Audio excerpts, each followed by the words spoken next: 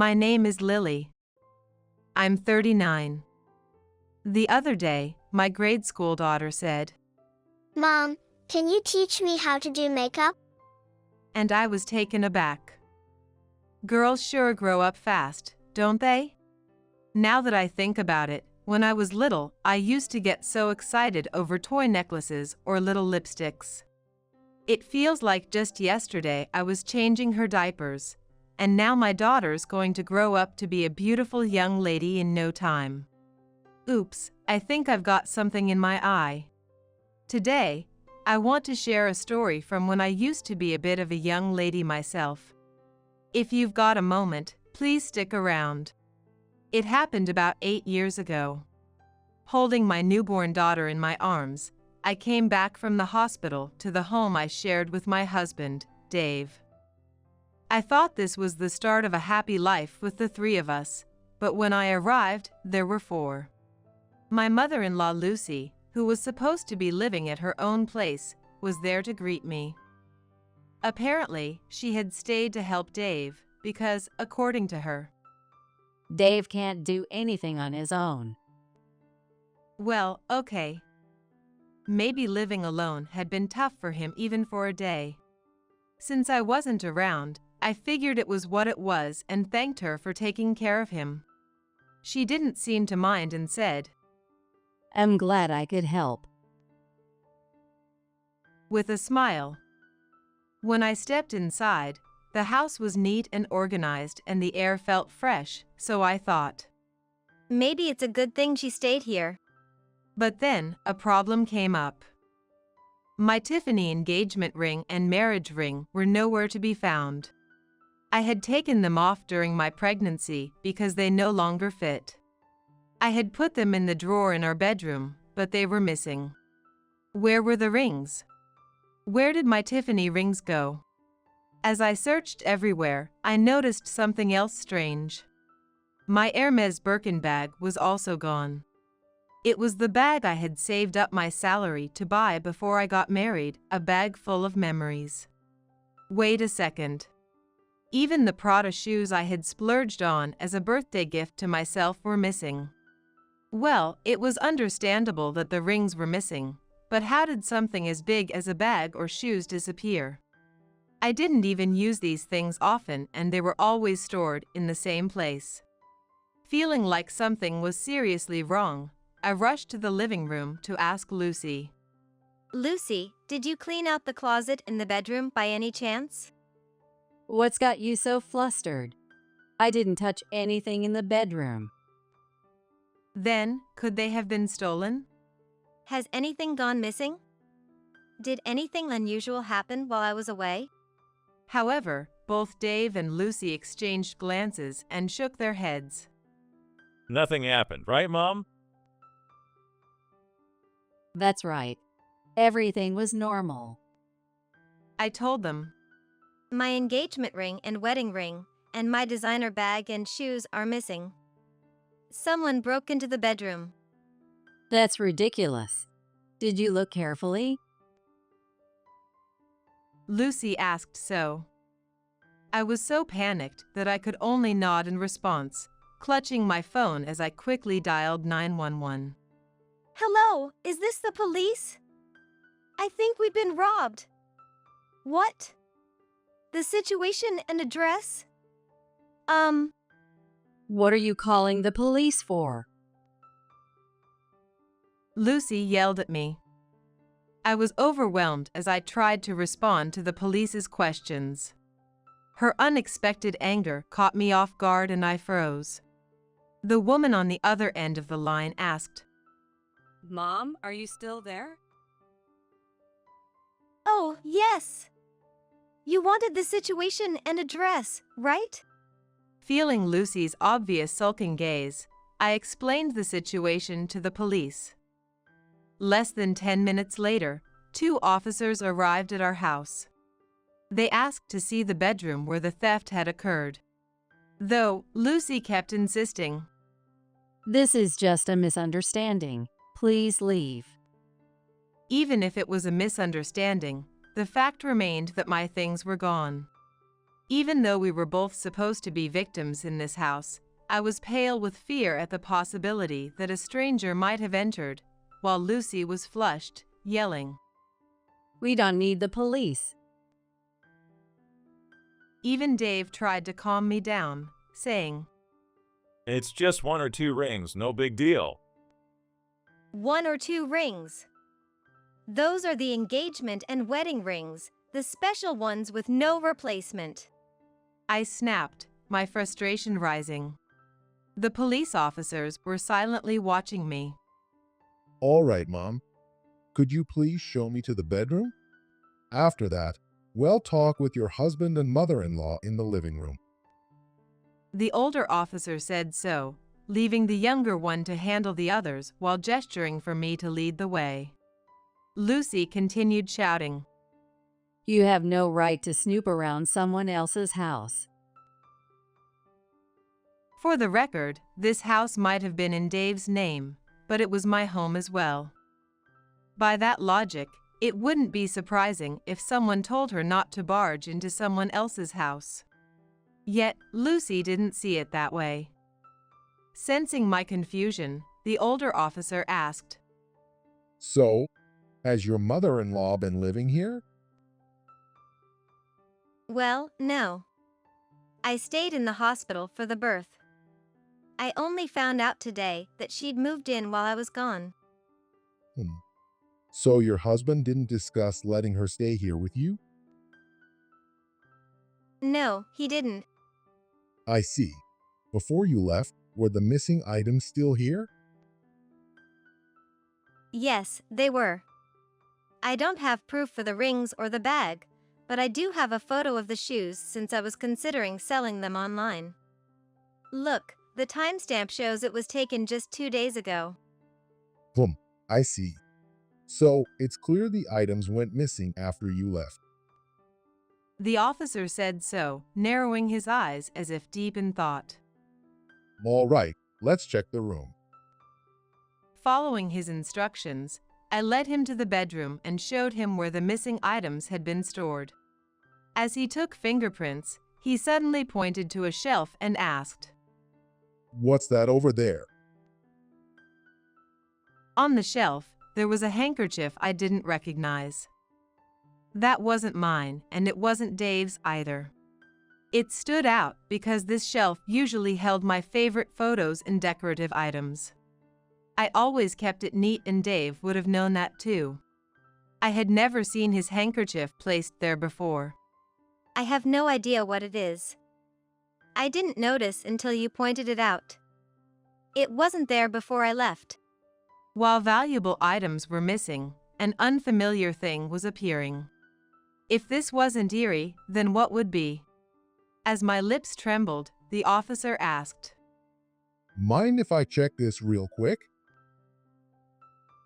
I nodded and said, Please. This has a camera hidden in it. What did you say? Shocked, I watched as the officer unfolded the handkerchief, which had been folded into quarters, on the palm of his hand. Sure enough, a small camera was embedded inside. What is this for? Is this spying? Let's take a closer look around. He composedly searched areas other than where the items had gone missing, opening some drawers. Here we go. The officer pulled out a cable as he said that. It had been found inside the drawer by Dave's bedside. When he plugged it into the small camera from earlier, it was clear that the jack fit perfectly. Well, your mother-in-law's attitude is suspicious, but your husband looks just as shady. The officer said with a wry smile. What do you mean? I asked so, feeling utterly lost. It's possible your husband set up this camera. This cable looks like it's for viewing whatever's recorded. Are you serious? Why would he do that? Not sure yet. Mind if I use that laptop over there? He asked so, pointing to Dave's laptop. I couldn't make sense of the situation, but I thought maybe following the officer's instructions would help uncover the truth. So, I answered honestly. Go ahead. The officer, experienced and confident, connected the cable from the camera to the laptop. The laptop seemed to recognize the camera, and a menu appeared. The officer clicked on some commands, picked a random file from a folder, and opened it. Suddenly, the screen displayed this bedroom. After watching the video, we went back to the living room, where Dave and Lucy were waiting. As soon as she saw me, Lucy started complaining. This is just ridiculous.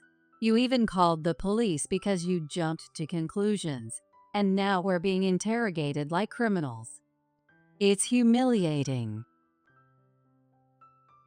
Dave added, pouting. Yeah, you're blowing this way out of proportion. Shut up. Who was to blame here? I slammed my hand on the table. I just had a baby and I was not fully recovered. Who was causing all this trouble and making me run around? I had enough. How dare you stand there acting all high and mighty? I already know everything. Take a look at this. I grabbed the laptop, which the officer had handed back to me, opened it, and played the video we had just watched. Both Dave and Lucy froze, their faces turning pale. The video clearly showed them rummaging through the bedroom shelves, taking my rings and bag, and leaving with them. In the footage, Dave told Lucy, We can have some fun with the money we'll make from selling these things. She replied, laughing. I never thought Lil'd have anything this valuable lying around. You know, it's hard to charge family members living together with theft. Wow, Mom, you really know your stuff. It was the very definition of shameless. Not only were they unapologetic, but their conversation was full of gloating. I thought I was targeted just because I happened to own some brand name items. I've never imagined the culprits were right here in the house. My face flushed with anger, while Dave cowered in fear. However, Lucy remained defiant. Despite being caught on camera, she repeatedly insisted. I don't know anything about this. Well, if that's your stance, let me show you this. I played another video. Oh, come on. What about your wife? That's my line. What about your husband? The screen showed Lucy cozying up to a man I didn't recognize. The man looked much younger than her, probably in his 30s. It doesn't matter. As long as I have you, that is all I need. I'm so happy. But you know, my wife cut my allowance again. Really? Again? She's such a hopelessly useless wife. All right, I'll give you some spending money. Lucy wrapped her arms around his neck, clinging to him, her movements unnervingly intimate. Even through the screen, her predatory behavior sent chills down my spine. She resembled a black widow spider. Thanks, Lucy. I love you. Oh, you're such a sweet talker. The sound and sight of her behavior were sickening, and even Dave couldn't bear to watch, turning his face away. The younger officer looked visibly queasy, almost muttering Ugh. under his breath, prompting the older officer to quietly admonish him. Stop this nonsense. Don't play such outrageous lies. Lucy screamed, her face flushed. Hearing this, Dave nearly burst out laughing at her distress, perhaps because he was relieved it wasn't about him. Oh, Dave, are you in any position to laugh? Huh? Let me show you something else. I played yet another video. Well, Nana, you're my favorite. Then another clip followed. You're the only one I've ever loved, Alice. Just kidding. So how'd I do? Pretty good, right? And then there was even one more. Marie, sweetie, give me a little pat on the head. As soon as the young officer heard this, he burst out laughing like he couldn't hold it in anymore. The older officer frowned and slapped him on the back, saying, Cut it out. In the video, Marie sweetly patted Dave's head, saying, So, how many girls have you been hanging out with besides me? Dave acted all cutesy and replied, Only you, Marie, I swear. Liar. By the time this video was made, there were already 3 women. After checking earlier on that day, I'd say he's got at least 8 women in total. Really? I love you so much, Dave. So, well, Yeah, I know. You want the bag, right? Don't worry. I make good money. Let me get you one as a gift. Yay. In fact, similar exchanges happened with the other women too.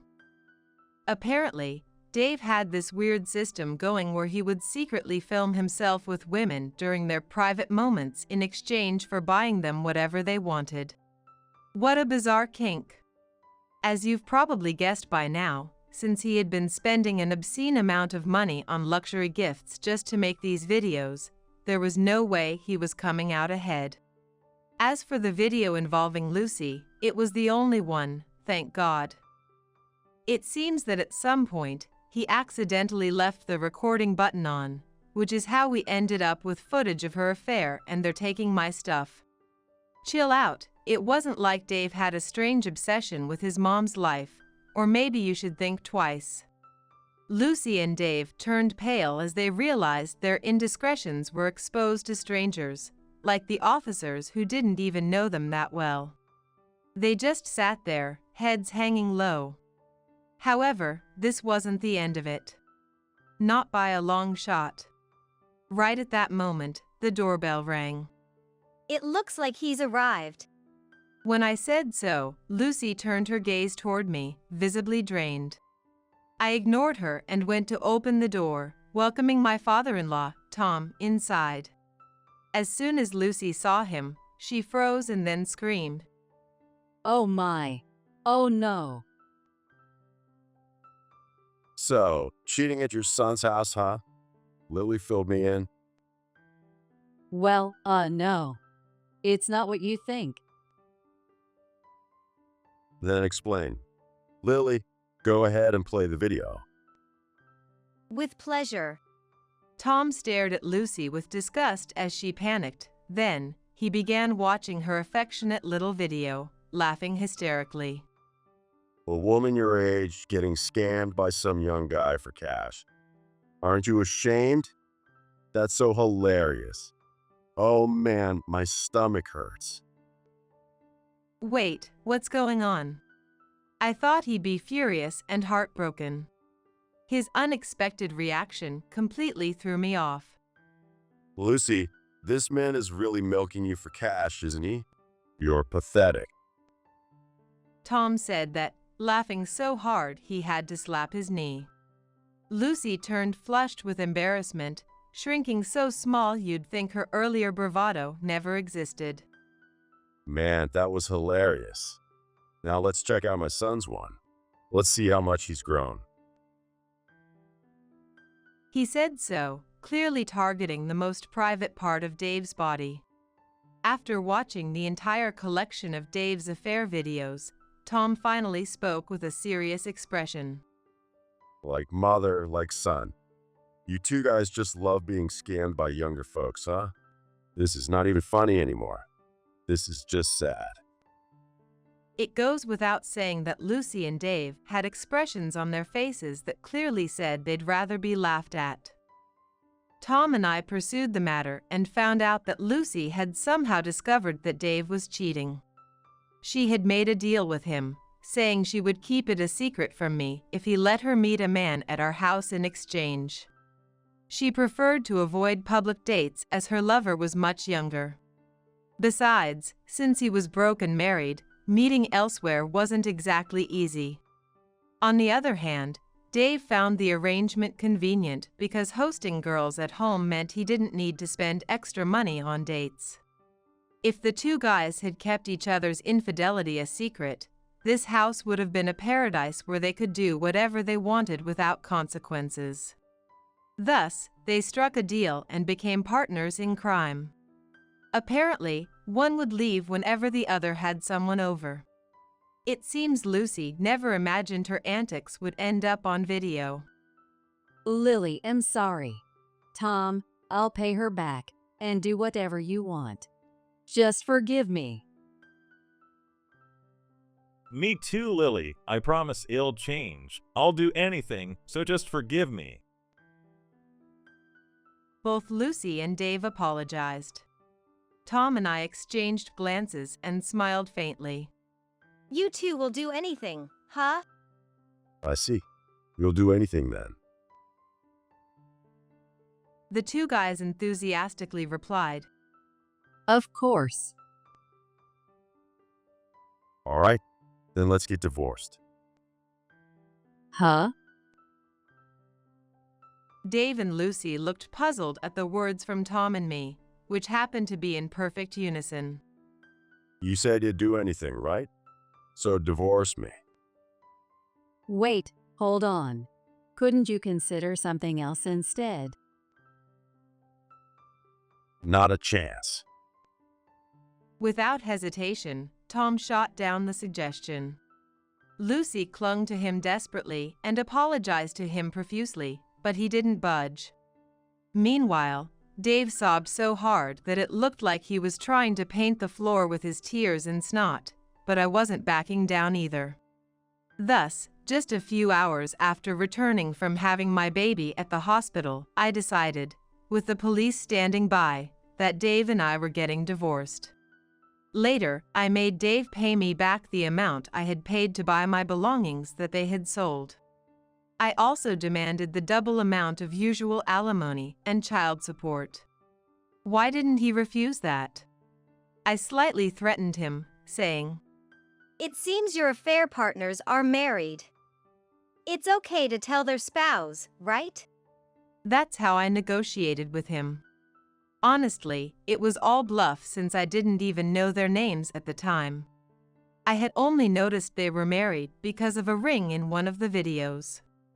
Yet, the bluff worked like a charm. You know, Dave had a whole harem of affair partners. The thought of being accused by all their spouses must have scared him senseless. Eventually, he agreed to pay double to avoid the trouble. Meanwhile, Tom was furious at Lucy. He forced her to cough up the contact information of her affair partner. Then Tom summoned him and his spouse on the spot and told them everything. After that, they also decided to divorce.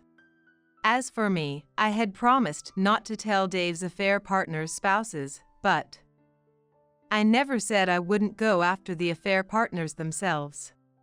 Like Tom, I yelled at Dave until he handed over all his phone messages. I then reached out to every woman involved, letting them know I had proof of their affairs, and they willingly offered me hush money. It was great that Dave had so many mistresses. I ended up making a fortune. Of course, that was just my little secret. Anyway, I would have to raise a child as a single mom, without a steady job. It meant I'd need every penny. What I did wouldn't be something to feel guilty about. Thus, with a hefty sum in hand, I divorced Dave. 8 years have passed since then. Dave was suffering from a considerable debt in order to pay me the alimony and child support. One day, he was approached by a woman who offered to help him. He might have thought she was a goddess or something. Nevertheless, she turned out to be the ultimate femme fatale. Dave thought the woman and him were on the verge of getting married, but it turned out she was actually engaged to one of his coworkers. Dave spent what little money he had left on her, buying her a ring and paying for dates, only to face a massive heartbreak and even bigger financial losses. He hadn't learned a thing. Of course, I didn't feel the slightest bit sorry for him. As for Lucy, she tried to propose to her affair partner after the divorce, saying, "Now we can get married." But he flat out rejected her. Still, she didn't give up and even began stalking him on his commute, waiting for him repeatedly. Eventually, she was warned by the police. It was no wonder. That ended their relationship for good. Lucy's affair partner never saw her as anything more than a wallet, just like Tom had said. Well, anyone could have seen it, though. Lucy was the only one who didn't notice and took it all seriously. It was honestly laughable. As for Tom, after divorcing Lucy, he grew distant from Dave too. I worried about him being alone, but it seems getting divorced became a turning point. He picked up a new hobby and has now joined a club where he enjoys it with others who share the same interests. That was a relief. I never would have guessed, but when I searched for it, I found out he even set up an Instagram account. I went ahead and followed him secretly. Way to go, Tom. As for me, to be honest, I've had enough of men and marriage altogether. So here I am, thriving as a single mom. I relied on my parents a lot when my daughter was still in daycare. After that, I began job hunting. Balancing work and parenting was a challenge, especially when taking care of my child having a fever. Even so, after about a year, I was able to find a good company that welcomed also single mothers. It's not just me. There are other single moms at the company too. While there are occasional late hours, I'm mostly able to leave on time. I thought being a single mom meant working non-stop day and night, but there's decent support now. Since it's just the two of us, my daughter and me, as long as we avoid extravagant spending, we're actually able to live a pretty normal life. I've even been informally approached about a promotion, though it's still in the discussion stage, for when my daughter is around middle school age. I haven't decided yet, but I want to carefully consider what will make my daughter the happiest. So much has happened, but being able to share meals with my daughter, and sometimes with my parents too, is the greatest source of happiness for me. Oh, I'm so glad I left that man. Serves him right.